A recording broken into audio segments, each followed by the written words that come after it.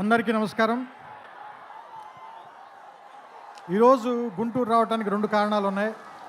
ఒకటి, ఈ సినిమా పేరు గుంటూరు కారం. రమణగాడు మీవాడు, మనందరి వాడు.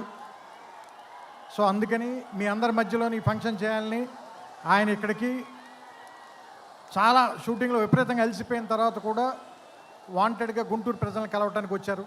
సో అందుకని మీరు కొంచెం డిసిప్లిన్ పాటిస్తారని, పోలీసు వారికి సహకరించాలని మనస్ఫూర్తిగా కోరుకుంటున్నాను.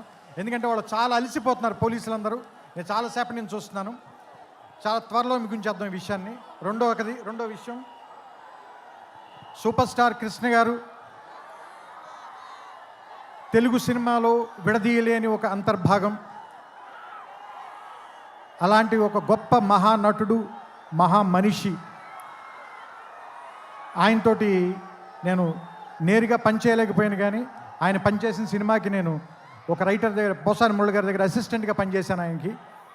సో ఆయనతో డైరెక్ట్గా పరిచయం కలిగినటువంటి సందర్భాలు ఒకటి మాత్రమే.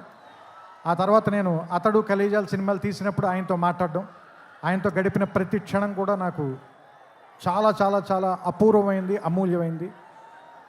సో అంత గొప్ప మనిషికి పుట్టినటువంటి మహేష్ గారు ఇంకెంత అదృష్టవంతులు అని అప్పుడప్పుడు అనిపిస్తూ ఉంటుంది. ఎందుకంటే ఆయన కొడుకుగా ఆయన్ని ఒక్కొక్కసారి నాకు అనిపిస్తుంది, ఆయన వెంచర్ చేయలేని సినిమాలు అన్నిటినీ వెంచర్ చేయడానికి, ఎక్కువ అడ్వెంచర్ చేయడానికి రెడీగా ఉండేటువంటి యాక్టర్ అనిపిస్తుంది ఆయన. అండ్ ఒక సినిమాకి 100% పనిచేయాలంటే 200% పనిచేసే హీరో ఎవరైనా ఉన్నారంటే మహేష్ గారు.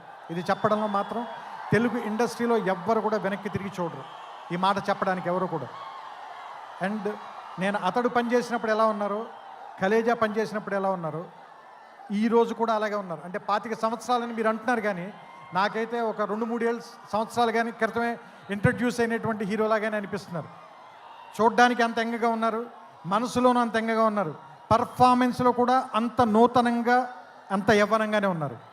ఆయనకి మరిన్ని వసంతాలు ఉండాలని, ఆయన్ని కృష్ణ గారి తరఫున మీరందరూ ఆయన వెనకాల ఉండాలని, ఆయన ఆశీర్వదించాలని మనస్ఫూర్తిగా కోరుకుంటూ, జనవరి 12వ తారీఖున థియేటర్లో కలుద్దాం. ఈ సంక్రాంతిని చాలా గొప్పగా జరుపుకుందాం, ఆనందంగా జరుపుకుందాం, రమణ గారితో కలిసి జరుపుకుందాం. థ్యాంక్ యూ, నమస్కారం.